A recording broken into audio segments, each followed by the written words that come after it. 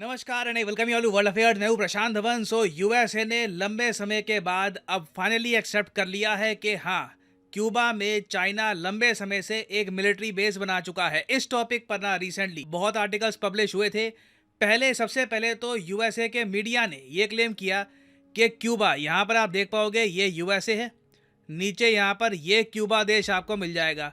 1 करोड़ 13 लाख के आसपास की आबादी है। बहुत ही छोटा देश है क्यूबा, मगर बहुत ही इम्पोर्टेंट है यूएसए और इवन चाइना के पर्सपेक्टिव से। तो यूएसए के मीडिया ने 3-4 दिन पहले ये रिपोर्ट किया कि चाइना एक सीक्रेट चाइनीज स्पाई बेस यहाँ पर बना चुका है। अचानक से क्या होता है कि व्हाइट हाउस, यूएसए की गवर्नमेंट सारे ये जो रिपोर्ट्स हैं इनको रिजेक्ट कर देती है और ये कहती है कि नहीं, बिल्कुल कोई चाइना एक स्पाई बेस नहीं बना रहा क्यूबा में। ऑब्वियसली क्यूबा की सरकार और चाइना वो भी ये कहेंगे कि कोई स्पाई बेस नहीं बन रहा, बट रियलिटी ये थी कि चाइना क्यूबा में एंट्री ले चुका है। चाइना के जासूस क्यूबा में पहुंच चुके हैं। बट अभी यूएसए में इलेक्शन आ रहा है, बाइडन को प्रोटेक्शन भी देनी है। तो अब यूएसए की सरकार ने ना घुमा के एक नई कहानी बनाई है कि जी हाँ, चाइना आ तो चुका है क्यूबा में, ये स्पाइंग स्टार्ट कर चुके हैं। मगर ये 2019 से चल रहा है।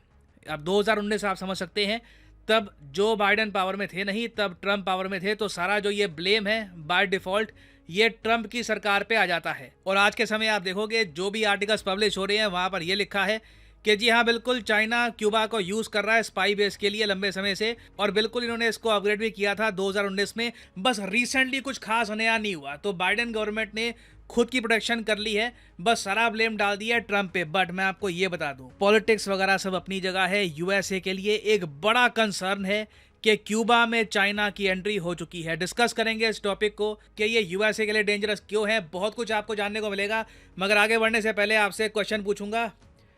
क्या क्वेश्चन है? दुख, दर्द, पीड़ा।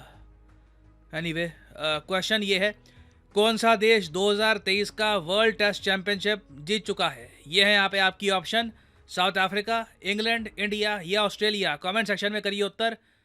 सही आंसर जो लोग करेंगे, हार तो नहीं दे पाऊंगा आज, बट सही आंसर मैं आपको दे दूंगा वीडियो के एंड में। अच्छा जी, क्यूबा की वैसे अगर हम बात करें ना, तो ये एक बहुत ही यूनिक कंट्री है। एक्चुअली क्यूबा जैसे दुनिया में टोटल सिर्फ 4 देश बचे हैं। जी हाँ, सिर्फ 4 देश हैं आज के समय जो एक वन पार्टी सोशलिस्ट कंट्री चलाते हैं, जो कार्ल मार्क्स और लेनिन के विचारों पर बनी हो। यहाँ पे आप देख पाओगे गिनती के ऐसे 4 देश आपको मिलेंगे करंट सोशलिस्ट कंट्रीज, इनको आप कह सकते हैं सिंगल पार्टी वाली। एक तो people's republic of China, India का नेबरिंग कंट्री, एक तो ये है। क्यूबा मैंने आपको बता दिया। उसके अलावा लाओ, ये कंट्री ऑफ कोर्स आपको एशिया में मिलेगा, और फिर वियतनाम। ये बस 4 देश बचे हैं। एक टाइम पर ऐसे बहुत से कंट्रीज हुआ करते थे, यूगोस्लाविया था, यूएसएसआर था।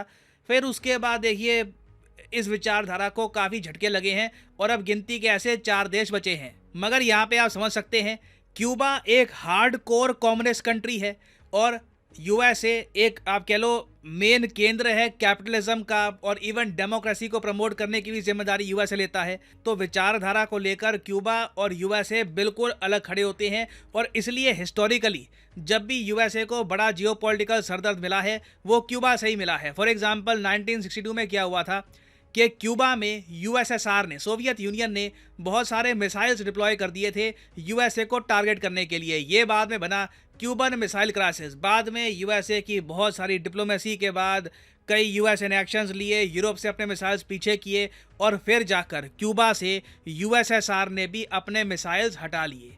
ये एक हिस्टोरिक इवेंट था यूएसए की हिस्ट्री में। अमेरिकन्स डर गए थे कि अब क्यूबा से कभी भी यूएसएसआर अटैक कर लेगा, बट फॉर्चुनेटली कुछ ज़्यादा खराब चीज़ नहीं हुई ना। यूएसएसआर आज के समय बचा नहीं है।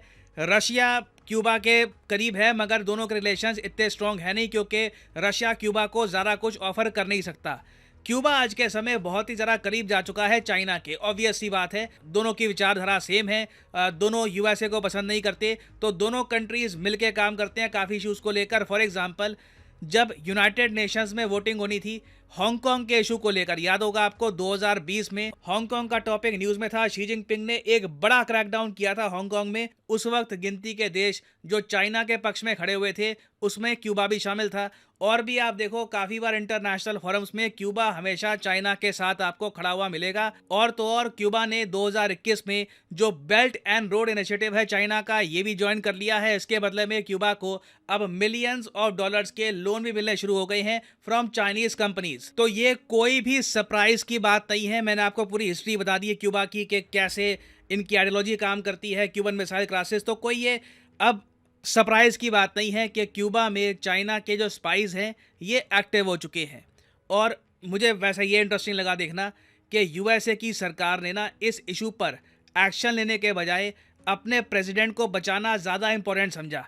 अब खैर मैं वैसे आपको ये बता दूं, क्यूबा में ना चाइना की स्पाइंग का एक्टिव होना एक बड़ा खतरे का सिग्नल है यूएसए के लिए, क्योंकि हिस्टोरिकली क्यूबा जो एक छोटा सा देश है इसने बहुत बड़े झटके दिए हैं यूएसए को। एग्जाम्पल के लिए यहाँ पे आप देख पाओगे आना मोंतेस का केस। ये अमेरिकी नागरिक थी, एक्चुअली हैं आज भी अमेरिकी नागरिक है। इन्होंने 17 साल तक क्यूबा की सरकार के लिए जासूसी करी यूएसए में। ये यूएसए की डिफेंस इंटेलिजेंस एजेंसी में सीनियर एनालिस्ट थी। जब यूएसए की सरकार को पता लगा कि 17 साल से ये यूएसए की टॉप सीक्रेट मिलिट्री बेसेस, उसके अलावा वेरियस और सीक्रेट्स लीक कर रही थी क्यूबा को, वो दंग रह गए। उन्होंने कहा कि क्यूबा ने कर कैसे लिया। अब इससे भी बड़ा केस मैं आपको दिखाता हूँ। एक केस सामने आया था कैंडाल मायर्स का। इन्हें 2010 में यूएसए में जेल हुई है। ये यूएसए के स्टेट डिपार्टमेंट में काम करते थे, जहाँ पे आज के समय एंथनी ब्लिंकन काम कर रहे हैं। आप कह लीजिए यूएसए की फॉरेन मिनिस्ट्री आप कह सकते हैं स्टेट डिपार्टमेंट को। यहाँ पर ये एम्प्लॉय थे और 30 सालों तक इन्होंने और इनकी धर्मपत्नी ने क्यूबा के लिए जासूसी करी। अमेरिका की सरकार में ये काम कर रहे थे, एक डिफेंस एनालिस्ट, एक जी यहाँ पर स्टेट डिपार्टमेंट का फॉर्मर एम्प्लॉय। और ऐसे मैं आपको दर्जनों केसेस दिखा दूंगा। प्रॉपर अमेरिकन लोग, अमेरिकन नाम, ऐसा नहीं कि जी क्यूबा से आए थे अमेरिकन नागरिक बन गए फिर स्पाइंग शुरू कर दी, नहीं। प्रॉपर अमेरिकन लोग लंबे समय तक, कई दशकों तक स्पाइंग करते रहे क्यूबा के लिए। जब तक यूएसए को पता लगा कि ये स्पाइंग कर रहे थे तब तक इन्होंने यूएसए के बहुत सारे सीक्रेट्स क्यूबा तक पहुंचा दिए थे। अब यहाँ पे आपका एक सवाल आएगा, क्यूबा छोटा सा देश, आबादी 1,13,00,000, कोई खास इकोनॉमी भी नहीं, कोई ज़रा पैसा इनके पास नहीं, ये अमेरिकन को खरीद कैसे लेते हैं? आई मीन ऐसा ही जो काम है ये तो बहुत कम कंट्रीज कर पाती है। देखिए यहाँ पे मैं आपको समझाता हूँ कि क्यूबा करता क्या है। क्यूबा प्राइमरली पकड़ता है उन लोगों को जो सोच से ना कम्युनिज्म, कार्ल मार्क्स, लेनिन, उनकी तरफ झुके होते हैं। ये आइडियोलॉजी से लोगों को पकड़ते हैं। अमेरिका में भी आपको कई लोग मिल जाएंगे, उनको इस कहानी पर यकीन हो जाता है कि कैपिटलिज्म खराब है, कम्युनिज्म ठीक है, कार्ल मार्क्स है, इनको ही पता रहा दुनिया कैसे चलानी है। और जो क्यूबा का सिस्टम है कम्युनिज्म का, ये ठीक है, यूएसए में भी इसको लागू करना चाहिए। तो ये पैसे के साथ साथ ना बहुत से लोगों को आइडियोलॉजी के हिसाब से भी बुरी तरीके से मैनिपुलेट करते हैं। और इसी तरीके से इन्होंने एक बड़ी स्पाइरिंग, आज भी कहा जाता है कि यूएसए की सरकार में इनके हाई लेवल्स पर कई लोग हैं जो मन से कम्युनिज्म को फॉलो करते हैं, बड़ी रैंक पर बैठे हैं। बट आप कह लीजिए जो रिसेंट जो लोग पकड़े गए हैं उनके बाद थोड़ा सा वो अलर्ट हो गए हैं, अब इतनी ज़्यादा इन्फॉर्मेशन वो लीक करते नहीं है। तो इसलिए यूएसए का ये कन्फर्म करना कि जी हाँ चाइना का स्पाई बेस है क्यूबा में, ये स्पाइंग भी कर रहे हैं, यहाँ पे अपग्रेडेशन भी करी थी 2019 में, ये बड़ी बात है। मतलब कि अब चाइना ने ना क्यूबा से बेसिकली इंटेलिजेंस खरीदनी शुरू कर दी है।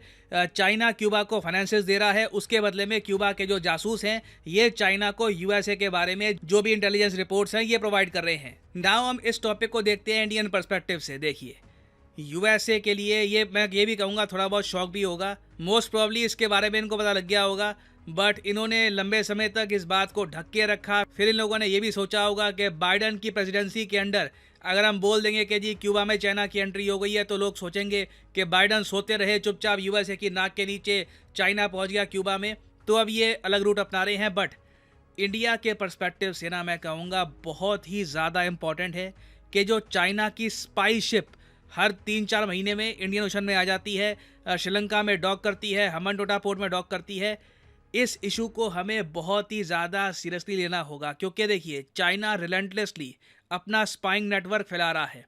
अगर हम एज्यूम कर लेते हैं कि जी श्रीलंका में चाइना का कोई स्पाइंग नेटवर्क नहीं है, श्रीलंका के थ्रू चाइना कोई स्पाइंग नहीं करेगा इंडिया की, तो ये हमारी एक बड़ी मिस्टेक हो सकती है। क्यूबा यूएसए वाले एग्जाम्पल से एक चीज़ हमको सीखनी है, तो ये है चाइना मेजर इन्वेस्टमेंट्स कर रहा है स्पाइंग में, और जिन कंट्रीज में ये प्रॉपरली पेनिट्रेट नहीं कर पा रहे उन कंट्रीज के आसपास ये स्पाई बेस बना रहे हैं ताकि उनके नेबर से ये उस कंट्री में जासूसी कर पाएं। ना यहाँ पे आप कह सकते हैं चाइना के पास पाकिस्तान ऑलरेडी है, तो श्रीलंका की क्या आवश्यकता। देखिए पाकिस्तान की लिमिट्स है, जो इंडिया के नेवल बेसेस हैं सदर्न इंडिया में, वहाँ पर क्या एक्टिविटी हो रही है उसके बारे में पाकिस्तान को बहुत कम पता है। श्रीलंका एक क्रिटिकल कंट्री हो सकता है चाइना के लिए, जिससे ये इंडिया पे स्पाइंग कर सकते हैं। तो कहीं ना कहीं इंडिया और यूएस दोनों को ना इस टॉपिक को लेकर क्वाड में या फिर परहैप्स बायलैटरली एक एंगेजमेंट बनानी होगी और इंश्योर करना होगा कि चाइना की स्पाइंग इतनी ज़रा ना बढ़ जाए कि इन द फ्यूचर दोनों कंट्रीज़ को स्ट्रेटेजिक लॉसेस हो। तो ये टॉपिक देखिए अभी बहुत न्यूज़ में रहेगा, कोई बड़ी बात नहीं है। भविष्य में यूएस से बहुत सारे सैंक्शन लगा दे, फिर से क्यूबा पे पहले लगा चुका है, हो सकता है कि इन द फ्यूचर और सैंक्शन लगाए, और कुछ मिलिट्री एक्शन भी हो सकता है कि यूएस ले against Cuba in the near future. It is very much possible. तो इस टॉपिक पे इन द फ्यूचर मैं अपडेटेड वीडियोस आपके लिए लाता रहूँगा। ना फाइनली वापस आते हैं अपने क्वेश्चन पे। गलती मेरी है, मैं ही इंटरनेशनल क्रिकेट देखता हूँ, आराम से आईपीएल देखना चाहिए, कुछ कष्ट नहीं होता वहाँ पर। एनीवे सो इंडिया देखिए हार चुका है वर्ल्ड टेस्ट चैंपियनशिप का फाइनल 2023 वाला। 2022 वाला भी हम हारे थे अगेंस्ट न्यूजीलैंड। तो लगातार एक के बाद एक हमारे यहाँ फाइनल्स, और इस बार ऑस्ट्रेलिया जीत चुका है वर्ल्ड टेस्ट चैंपियनशिप बहुत ही बड़े मार्जिन 209 रन से। ऑस्ट्रेलिया ने इंडिया को हरा दिया है इंग्लैंड में। और फाइनली यहाँ पर मैं ये भी ऐड कर दूं कि आप किसी भी एग्जाम की तैयारी कर रहे हैं, चाहे एसएससी, यूपीएससी, बैंक, आप परचेज कर सकते हैं अनअकैडमी के क्वालिटी कोर्सेज। कमेंट सेक्शन में जाइए, पिन कमेंट में यहाँ पे आपको मिलेंगे link. For example let's say आपको प्रिपेयर करना है यूपीएससी के एग्जाम के लिए, तो यूपीएससी के लिंक पर यहाँ पर करिए क्लिक, और यहाँ पे आप परचेज कर पाएंगे अनअकैडमी का यूपीएससी कोर्स। बट जो प्राइसेस यहाँ पर लिखे हैं, don't ever pay these prices. Simply यहाँ पर कोड डालिए PD10 and the prices will start following and you will be able to save a lot of money. So use the code PD10 and save money. और इसी note के साथ ये है video का अंत। Thank you for listening. May the gods watch over you.